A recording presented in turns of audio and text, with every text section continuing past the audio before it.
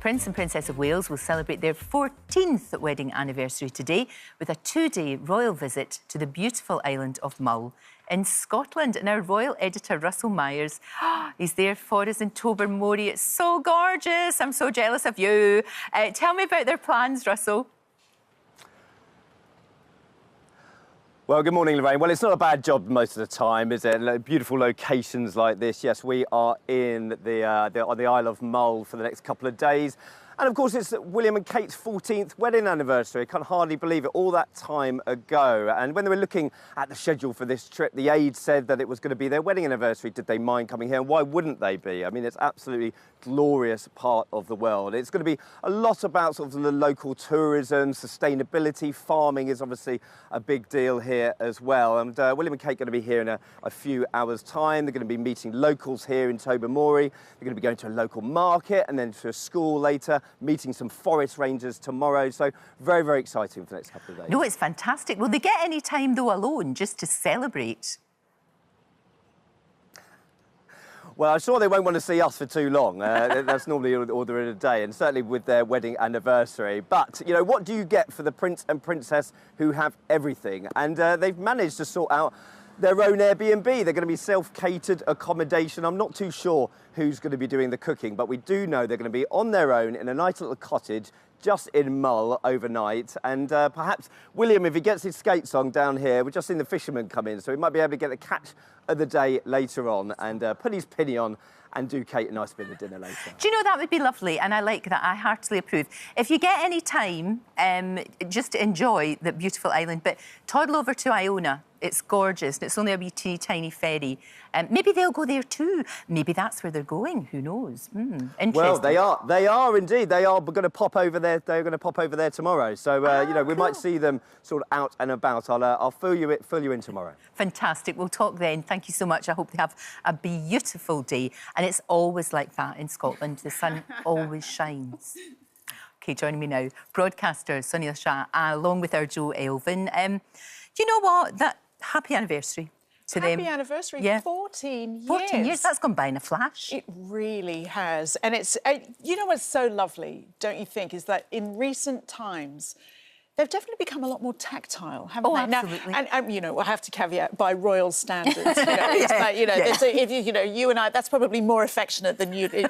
But I just think that they've been through so much as a couple, haven't they? Yeah, that, you know, you start out with this royal fairy tale. They've got these 3 beautiful children, but I think that, you know, there's been such a sort of a reckoning in the last year of what Kate's been through, and I think it's just made them relax and mature into their roles a little more. Yeah, they're like best pals in a way. Yeah. You know, they're friends, aren't they? I think, more, you know, as well as they actually like each other. You know how sometimes you can love somebody but not really like them that much all the time, but they genuinely do. They're just a strong team, aren't they? Yeah. I think if they'd come in that tactile, I think that's tougher. I think the way they've done it, where you kind of test the water, see how you go. There's always got to be a little bit more formality with William and Catherine because they know they're the future king and queen. Sure. So I think this, you know, testing the water, see what people want to see what they're comfortable with, and they've evolved and grown as the public has sort of seen them grow up.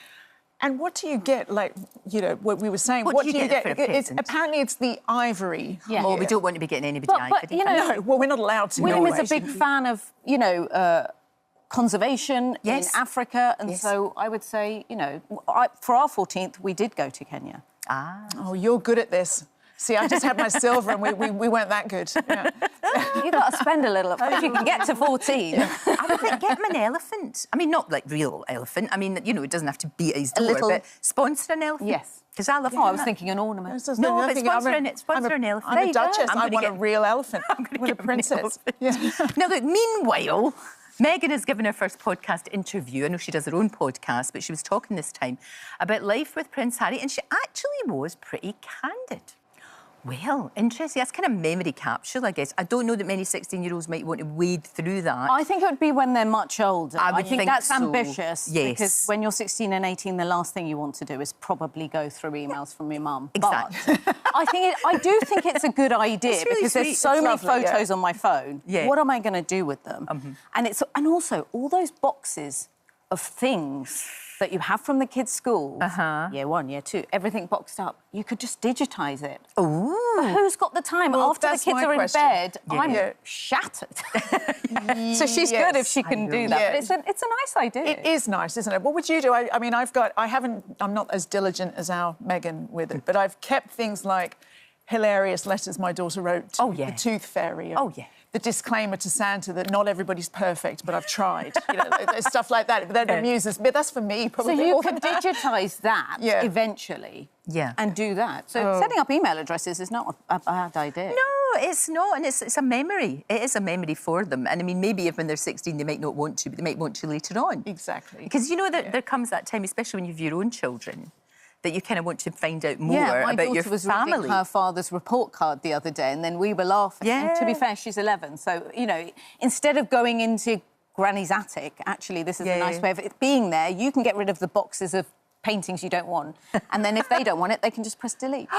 That's so true. I just hope at one point Archie and Lilibet get to know the British side of their family a bit more. I hope you know, so. I just think that it's because it's huge. It's such a massive. sad chasm, isn't it? Yes. It really is. I mean, they can go all the way back to William the Conqueror, for goodness sake.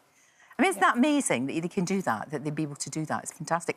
She got very emotional, did Meghan, talking about her relationship with Harry, talking about the children and all of that. You could see... And can I just say she looks about 12 years old? She had no makeup on. Well, she really So the premise of this She's a lucky woman. podcast was that she is sitting there with her friend Jamie Kern-Lima, who founded the cosmetics company It, and that's where people will know her. She now hosts this podcast, and they're apparently friends in real life, and they sit around in their sweats, as they call them, and have a glass of wine and make charcuterie boards, and they wanted to give us an insight into their relationship, so they agreed to have no makeup on. Right. It's just so casual. But I'll tell you what, she looks brilliant. Yeah, she does. If I looked like that with that makeup, I'd do that more. I would never wear another scrap of mascara if I looked like that. That's for sure. But, yes, she got asked, will you be married forever? And so she said yes. I mean, there is no other answer to that, are you? No, You're not going to say, oh, he's all right as a first husband. I think that's quite a rude it's more where the question. question... there were quite a few intriguing questions. I think you have to be a fan of Jamie Kern-Lima to watch this podcast, because it's actually a lot of her and not that much. So it may be Meghan's first interview on a podcast, but I would say she probably has said more on her own podcast. Right, so that wee clip that we showed earlier on is it's probably everything. It's probably that. And charcuterie boards. There was a lot of as that. You do. And for me, it's a bag of crisps. Flowers or not dried flowers on the top? There was only talk about flowers in cupcakes. OK, good. She has been spotted using HRH, and I know, you know, to the most of us, it doesn't matter. You can just call yourself whatever you like, but actually, to those that care, this is a big deal that she's doing that, isn't it? I do think there's a valid point in there, because we all know very famously that Meghan and Harry wanted to get away from royal duty and the public scrutiny that comes with that. And I think 99.9% of us were like, you know what? Fair enough. This is like, we completely understand where you're coming from. The deal was, if you're not working royals, as per the Queen, the Queen's advice, don't use your royal titles. For commercial purposes, well, I think. So this is like a basket for a friend.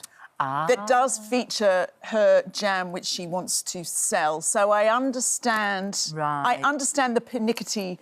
I get it, because Diana wasn't allowed to say HRH, and that had huge implications for Diana security-wise. I just think we all know what happened. Do you want in or do you want out? Which was what, you know, the Queen's original sort of you know, negotiations. Can't be half in and half out. Exactly. There was a little bit in the podcast about Harry saying that Meghan reminded him of his mum in her strength and her grace. And so there was a little bit about Diana. Interesting. So she did say she'd wish she'd met her. They continue to be fascinating. Indeed. For now. We'll see where we are in a few years. But thank you very much, both of you. Great to talk to you. Jo, I'll see you later for Stripes. Oh, yes. Well, that's a wrap for this video. We hope you enjoyed it. We have all the best moments from the show right here on the channel. And if you like this video, then we think you'll love this one. See you next time.